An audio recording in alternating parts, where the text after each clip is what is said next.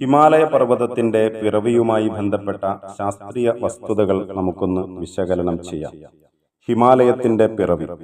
ലോകത്തിലെ ഉയരമേറിയ പർവ്വതനിരകളിലൊന്നായ ഹിമാലയം ഇന്നും വളർന്നുകൊണ്ടിരിക്കുകയാണ് എന്ന വസ്തുത നമുക്കെല്ലാം അറിയാമല്ലോ.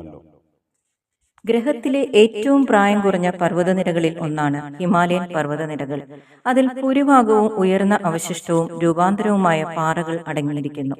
പ്ലേറ്റ് ടെക്ടോണിക്സിന്റെ ആധുനിക സിദ്ധാന്തമനുസരിച്ച് ഇൻഡോ ഓസ്ട്രേലിയൻ ഫലകത്തിനും യൂറേഷ്യൻ ഫലകത്തിനും അതിർത്തിയിൽ ഭൂഖണ്ഡാന്തര കൂട്ടിയിടിയുടെയോ ഓറോജനിയുടെയോ ഫലമാണ് ഇതിന്റെ രൂപീകരണം.